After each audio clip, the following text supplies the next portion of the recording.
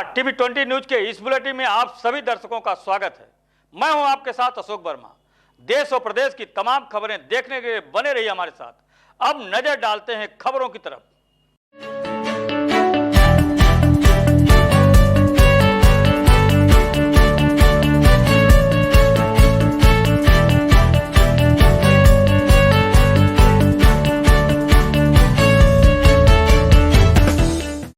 आजमगढ़ में पूर्व मंत्री व विधायक नफीस अहमद आज अपने विधानसभा क्षेत्र गोपालपुर में भ्रमण के दौरान तुर्क पडरी, पतीला, गौसपुर, जगमलपुर, चौराजपुर, बिंदुवल, कौरी, नारायणपुर, बरईपुर जाकर सम्मानित जनता से मुलाकात कर कुशल क्षेम जाना।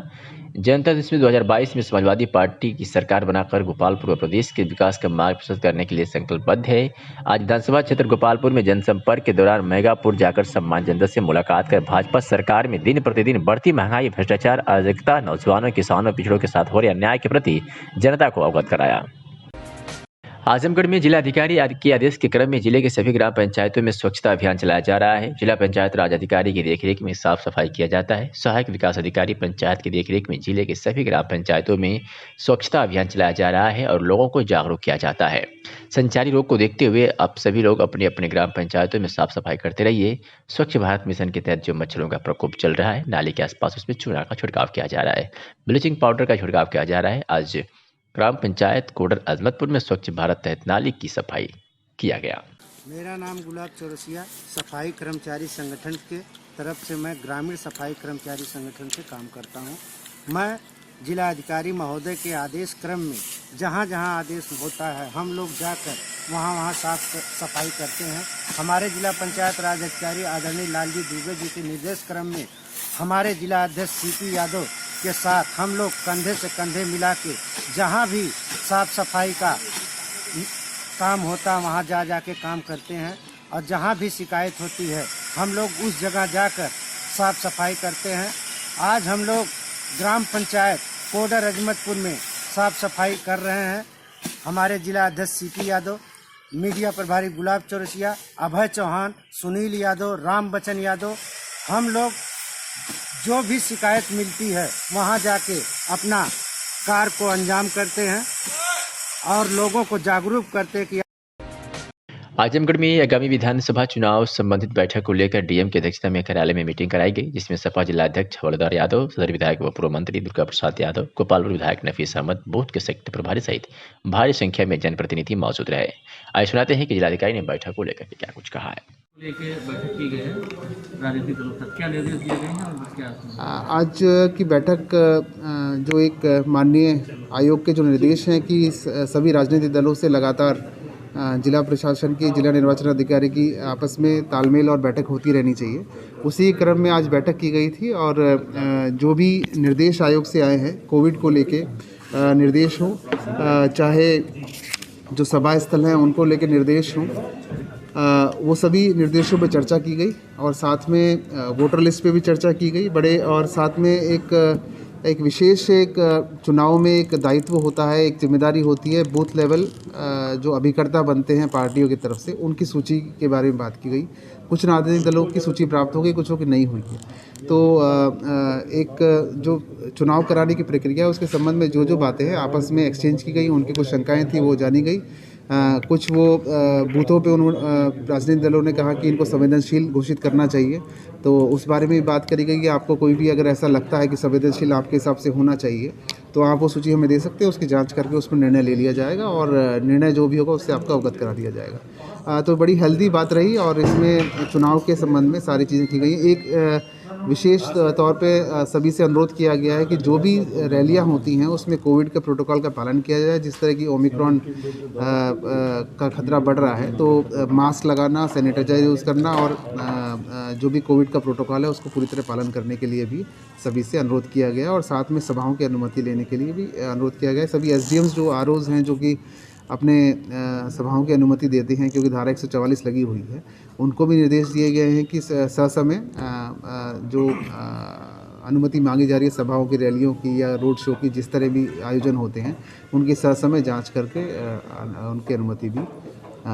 दी जाए। सर, आम जनता के लिए क्या प्रयास किए जा रहे हैं और ओमिक्रॉन की ये?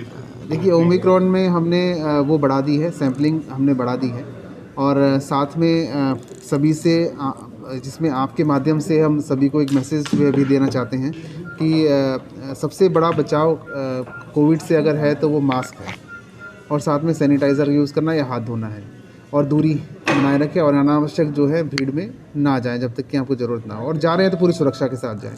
अगर ये 4 उपाय अगर हम करते हैं तो कोरोना से हम अपने जनपद को बचा सकते हैं। तो यही आपके माध्यम से सभी जनता से हमारा अनुरोध है कि कोविड के प्रोटोकॉल का पालन करें, जिससे कि हम आजमगढ़ जनपद को कोविड से कमांड कंट्रोल सेंटर भी स्थापित किया गया है। कमांड कंट्रोल सेंटर हमारा लगातार चल रहा है, उसमें हम संख्या अभी जैसे केस आने शुरू होंगे उसके हिसाब से हमारा।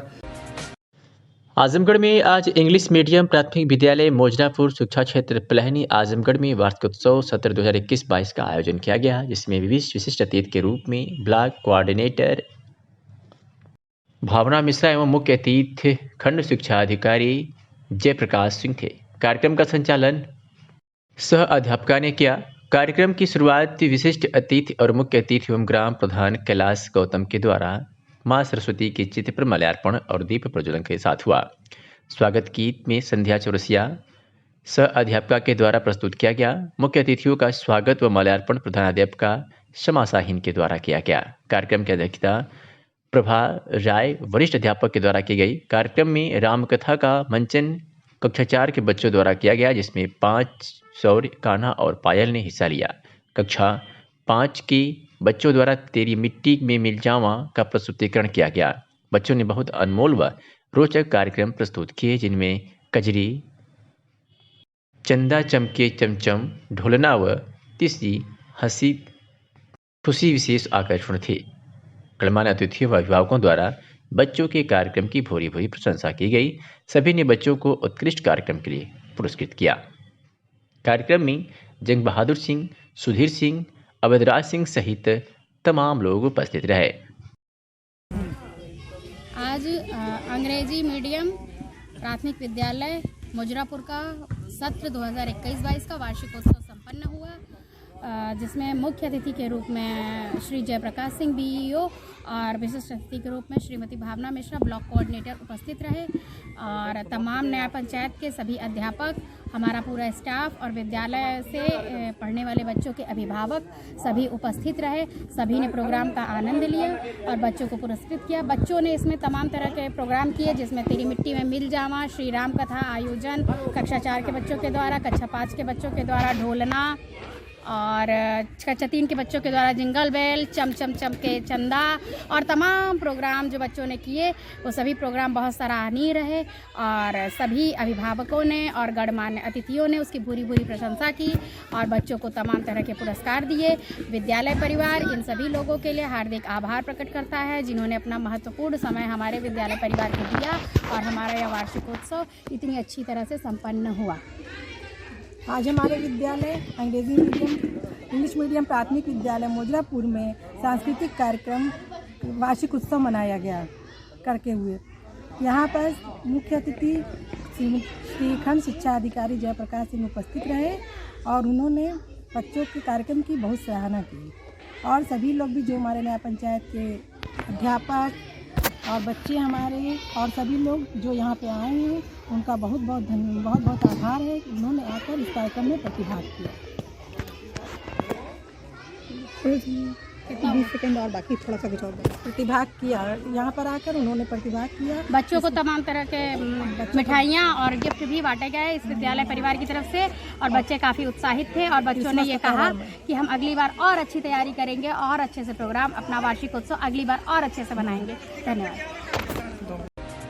वाराणसी से खबर है, जहां वाराणसी पुलिस ने एसपी के निर्देश पर कई अपराधियों को गिरफ्तार कर जेल भेजा है। थाना चौबीपुर पुलिस ने 3 नफर वारंटी चंद्रभान, विश्वकर्मा, राजबली, पप्पू को गिरफ्तार किया है, तो वही थाना चोलापुर पुलिस ने अभियुक्त कल्लू उर्फ अरमान को गिरफ्तार किया है। चौबीपुर पुलिस ने अपनी दूसरी कार्रवाई में हत्या के आरोपी अभियुक्त सुभाष यादव को गिरफ्तार किया है, तो वहीं राजा तालाब पुलिस द्वारा धारा 60 आबकारी अधिनियम से संबंधित अभियुक्त अमरदेव वीआर गिरफ्तार किया गया है। तो पुलिस अधीक्षक वाराणसी द्वारा अपराध एवं अपराधियों पर अंकुश लगाए जाने चलाए जा रहे अभियान क्रम में क्षेत्राधिकारी पिंडरा के निर्देशन में आज थाना सिंदौरा पुलिस ने एक अभियुक्त को गिरफ्तार किया है।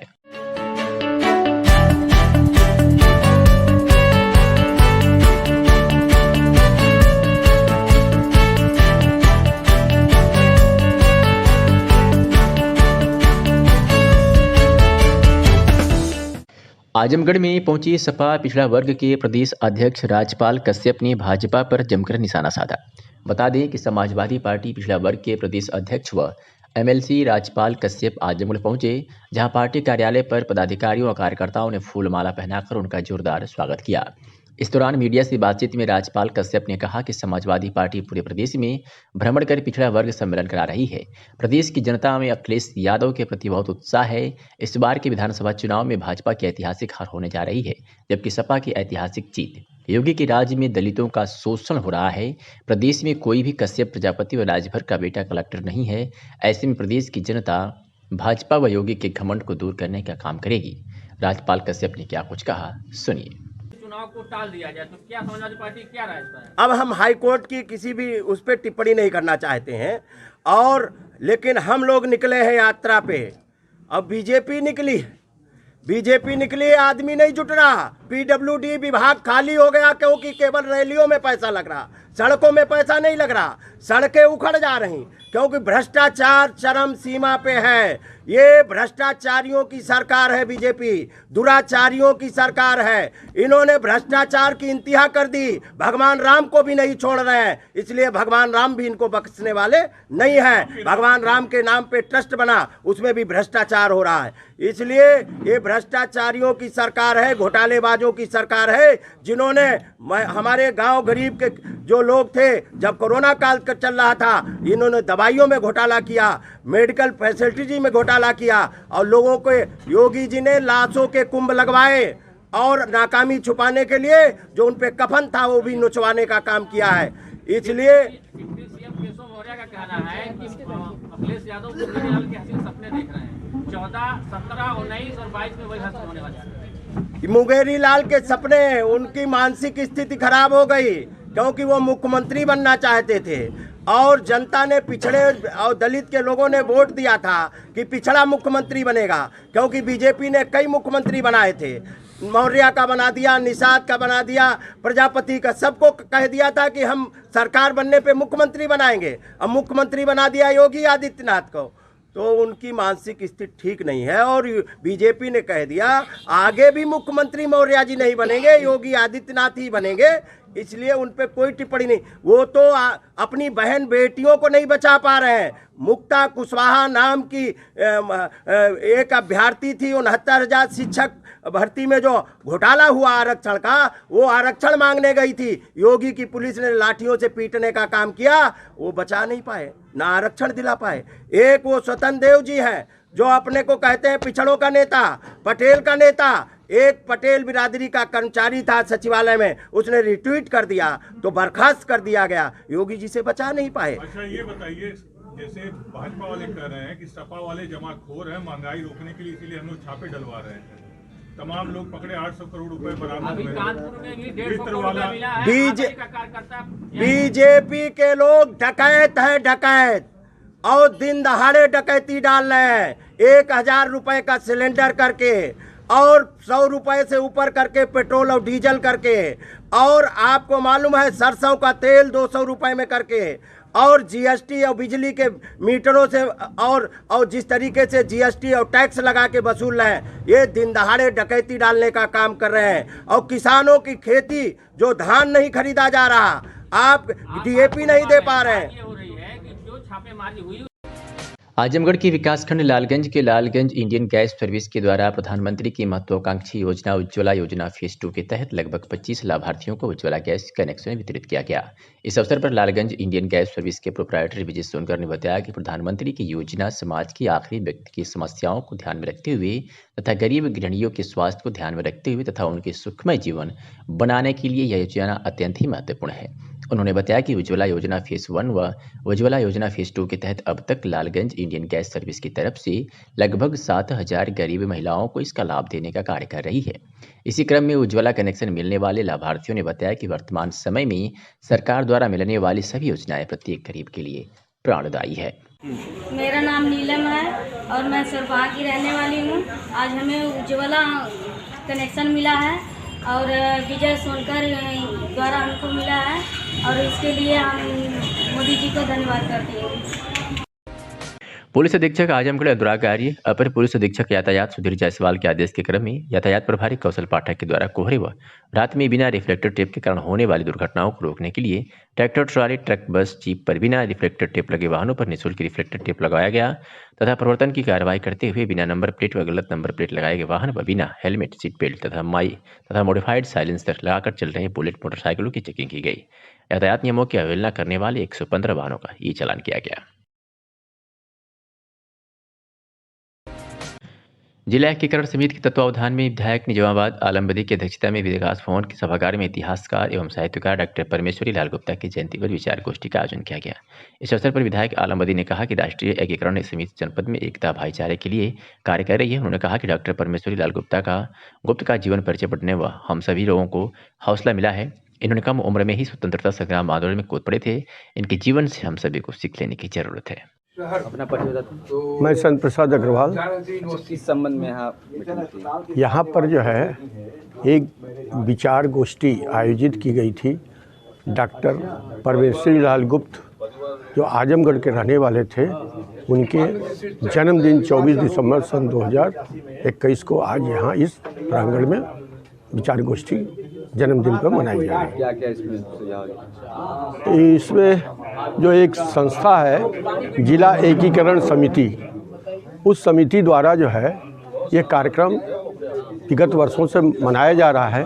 चूँकि आजमगढ़ की विभूति हैं, इनके बारे में लोग कम जानते थे और इस आज की चर्चा पे ये हुआ कि ये राष्ट्रीय स्तर के जो है मुद्रा शास्त्री, इतिहासकार, साहित्यकार थे डॉक्टर परमेश्वरी लाल गुप्त जी, जो आजमगढ़ में ही जन्मे थे, पले थे और सन 1930 में इन्होंने जो स्वतंत्रता संग्राम सेनानी में कूद पड़े थे और अपना जो है सन 1930 से लेकर के 1947 तक, जब तक देश स्वतंत्र नहीं हुआ तब तक ये जो है उस आंदोलन में पड़े रहे और 1947 के बाद ये अपना अध्ययन high school, inter, BA, MA और फिर बीएचयू से इन्होंने जो है डॉक्टरेट की उपाधि करने के बाद विभिन्न क्षेत्रों में इन्होंने अपना कार्य किया है। ये पटना से मुद्रा शास्त्र में जो है जो थे वहाँ पर से रिटायर हुए, उसके बाद बॉम्बे गए, बॉम्बे में ही जो है ये अपना जो है इनका जो है देहावसान हुआ। और एक खबर आजमगढ़ से है, जहां भारतीय समाज पार्टी और समाजवादी पार्टी एवं जनवादी पार्टी के पदाधिकारियों एवं कार्यकर्ताओं की संयुक्त बैठक हुई। समाजवादी पार्टी कार्यालय आजमगढ़ में समाजवादी पार्टी, भाजपा व जनवादी पार्टी की संयुक्त बैठक की गई है। आजमगढ़ में भूमिधरी की जमीन में जबरन प्राथमिक विद्यालय बनाए जाने से परेशान पीड़ित ने जिलाधिकारी शिकायत कर न्याय की गुहार लगाई है। लालगंज तहसील के बेला दौलताबाद गांव के रहने वाले इंद्र बहादुर सिंह शुक्रवार को जिलाधिकारी कार्यालय पर पहुंचे। उनका आरोप है कि उनके गांव में भूमिधरी की जमीन है जो इनके व उनके भाई के नाम से अंकित है, लेकिन तत्कालीन ग्राम प्रधान और बेसिक शिक्षा अधिकारी द्वारा जबरन उनकी भूमिधरी में प्राथमिक विद्यालय बनवाने का प्रस्ताव लाया गया है, जिसके बाद उसने जिला बेसिक शिक्षा अधिकारी को पक्षकार बनाकर सिविल जज के यहाँ मुकदमा भी चल रहा है। बावजूद इसके शिक्षा विभाग उसकी भूमिधरी की जमीन पर जबरन कब्जा कर विद्यालय व अतिरिक्त भवन बनवाने की धमकी दे रहे हैं। पीड़ित ने इस मामले में जिलाधिकारी से कार्रवाई की मांग की है। क्या नाम है? इंद्र बहादुर सिंह। कहाँ के रहने वाले? बेला खास ठेकमा आजमगढ़। क्या मामला है आज आप आए थे?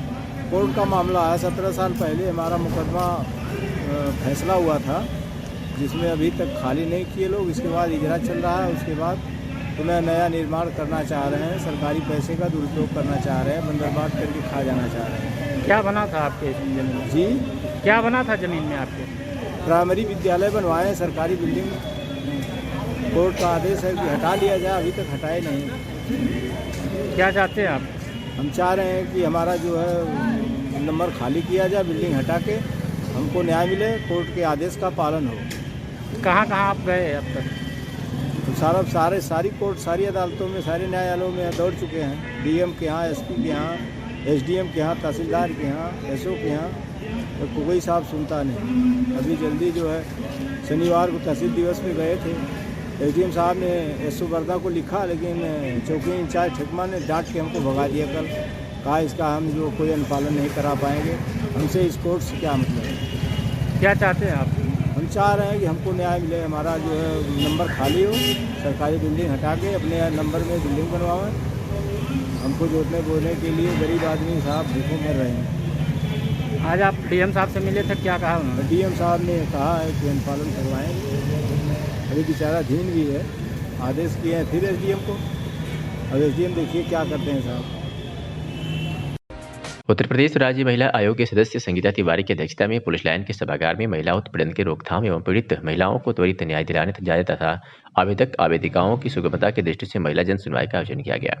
इस अवसर पर शिकायतकर्ताओं द्वारा कुल 10 शिकायतें प्राप्त हुई, जो घरेलू हिंसा, जमीनी विवाद, प्रेम प्रसंग आदि से संबंधित शिकायतें प्राप्त हुई। इस पर उत्तर प्रदेश राज्य महिला आयोग के सदस्य ने जिला प्रोबेशन अधिकारी को निर्देश दिया कि उक्त प्रकरणों पर त्वरित निस्तारण हेतु संबंधित विभाग के अधिकारियों से समन्वय स्थापित कर प्रकरणों का भेजना सुनिश्चित करें।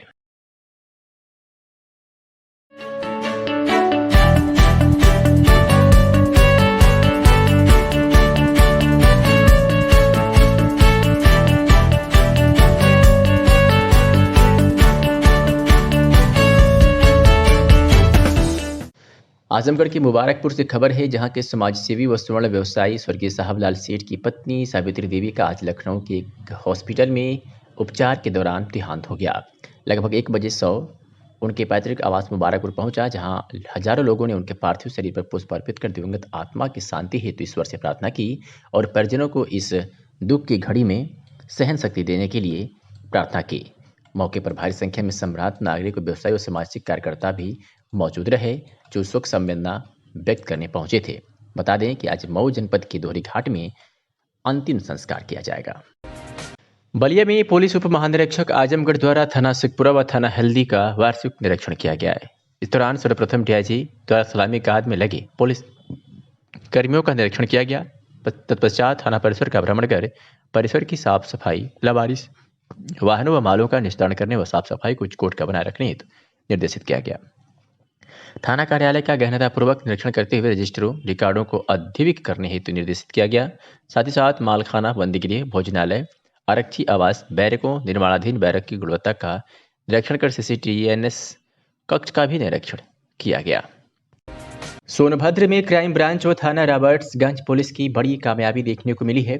पुलिस ने 2 शातिर हीरोइन तस्करों को गिरफ्तार कर सलाखों के पीछे भेज दिया और उनके कब्जे से लगभग 30 लाख रुपए की हीरोइन बरामद किया है। विगत कई दिनों से आसूचना प्राप्त हो रही थी कि अवैध रूप से भारी मात्रा में मादक पदार्थों की तस्करी की जा रही है। इस सूचना पर अपराधियों की गिरफ्तारी व बरामदगी हेतु अमरेंद्र प्रसाद सिंह, पुलिस अधीक्षक जनपद सोनभद्र द्वारा अपराध शाखा की स्वाट SOG सर्विलांस टीम को विशिष्ट निर्देश दिए गए। इस क्रम में अपर पुलिस अधीक्षक विनोद कुमार व क्षेत्राधिकारी नगर राजकुमार त्रिपाठी के निकट परीक्षण में स्वाट SOG सर्विलांस टीम तथा प्रभारी निरीक्षक रॉबर्ट्सगंज सत्यनारायण मिश्र की संयुक्त टीम गठित की गई और आज क्राइम ब्रांच और थाना रॉबर्ट्सगंज पुलिस ने ये सफलता हासिल की है। सर्विलांस SOG और प्रभारी निरीक्षक रॉबर्ट्सगंज द्वारा 2 लोगों को गिरफ्तार किया गया है। इनके कब्जे से 300 ग्राम हीरोइन बरामद हुई है, जिसकी कीमत लगभग 30 लाख रुपए है। इसमें एक है आशीष उर्फ बंटी और दूसरा है कल्लूर बिंदेश्वरी। ये दोनों बढ़ौली रॉबर्ट्सगंज के रहने वाले हैं। ये पूर्व में भी इस तरह का काम करते थे। इनका आपराधिक इतिहास भी है और इनको गिरफ्तार किया गया है और इनको जेल भेजा जा रहा है।